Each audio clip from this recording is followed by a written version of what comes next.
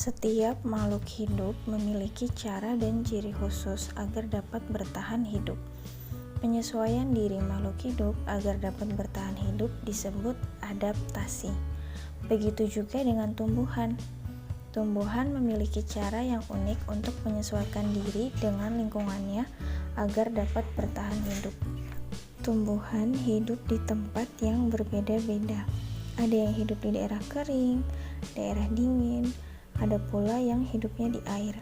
Oleh karena itu, bentuk penyesuaian diri setiap tumbuhan pun berbeda-beda disesuaikan dengan lingkungan tempat hidupnya. Di video kali ini kita akan bahas 4 tumbuhan ya teman-teman. Yang pertama, pohon jati. Pohon jati menyesuaikan diri dengan cara menggugurkan daunnya saat musim kemarau. Pengguguran daun ini bertujuan agar tidak terjadi penguapan yang berlebihan yang dapat menyebabkan tumbuhan kekurangan air dan mati. Pengguguran daun pada musim kemarau juga dilakukan oleh tumbuhan lain seperti mahoni dan kedondong, walaupun tidak sebanyak pada pohon jati. Selanjutnya, kaktus. Teman-teman, apakah di rumah kalian ada pohon kaktus? Kalau ada, boleh tuh diperhatikan tanamannya. Nah, habitat asli tanaman kaktus sebenarnya adalah tanah yang kering seperti gurun. Oleh karena itu, tanaman ini menyesuaikan diri dengan kondisi lingkungan yang kering dan panas. Kaktus dapat bertahan hidup di daerah gurun karena mampu mengatur penggunaan air secara efektif. Hal tersebut dapat terjadi karena kaktus memiliki beberapa ciri khusus. Nah, berikut ini beberapa ciri khusus kaktus. Yang pertama, batang tebal karena tersusun atas jaringan spons. Jaringan spons di dalam batang menyebabkan kaktus mampu menyerap air hujan dalam jumlah yang banyak sebagai persediaan pada musim kering. Selain itu, pada permukaan batang terdapat lapisan lilin untuk mencegah penguapan. Nah, yang kedua, akar yang panjang dan banyak. Akar kaktus berukuran panjang dan banyak, menyebar beberapa sentimeter di bawah permukaan tanah. Akar mempercepat kaktus untuk menyerap air hujan yang sesekali turun. Nah, yang terakhir, daunnya berbentuk duri. Bentuk daun kaktus berupa duri sehingga dapat mengurangi penguapan. Selain itu, duri-duri tersebut dapat menangkap titik-titik embun sehingga melindungi kaktus dari kekeringan.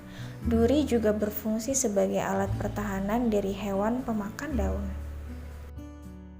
Kemudian kita bahas teratai ya teman-teman. Kalian tahu bunga teratai kan? Nah, teratai merupakan tumbuhan air.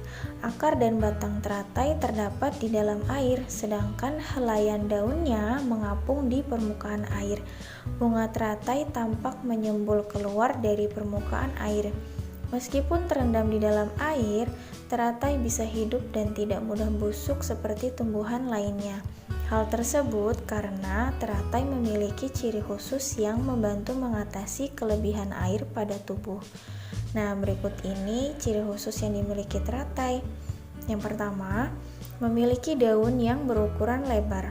Ukuran daun yang lebar pada teratai dapat mempercepat proses penguapan atau istilah biologinya yaitu transpirasi, sehingga kandungan air di dalam tubuh menjadi seimbang. Ciri khusus yang kedua, permukaan daun dilapisi lilin. Adanya lapisan lilin pada permukaan daun menyebabkan daun teratai tidak basah oleh air, sehingga proses penguapan tidak terganggu. Nah, ciri khusus yang terakhir yaitu memiliki banyak rongga udara pada akar dan batangnya. Rongga-rongga udara pada akar dan batang teratai berfungsi sebagai alat pelampung bagi teratai sehingga daun tetap berada di permukaan air dan tetap terjadi fotosintesis. Selain itu juga mempermudah pertukaran udara di dalam tubuh.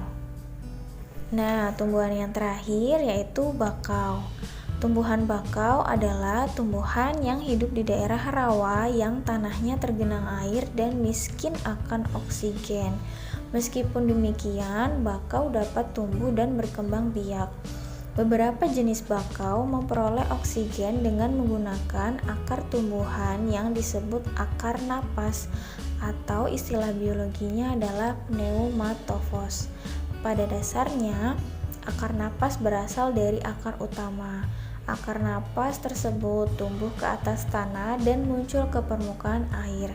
Akar napas memiliki jaringan spons sehingga mempermudah penyerapan oksigen. Teman-teman coba perhatikan, ini merupakan gambar batang yang di sebelahnya adalah akar napas pada tumbuhan bakau. Nah, teman-teman, itu tadi penjelasan dari penyesuaian diri tumbuhan terhadap lingkungannya.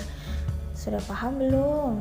Nah, untuk menambah pengetahuan kalian agar lebih paham pada materi tadi, silahkan teman-teman kerjakan latihan soal pada buku cetak tema 6B halaman 12 atau bisa dilihat pada gambar berikut ini.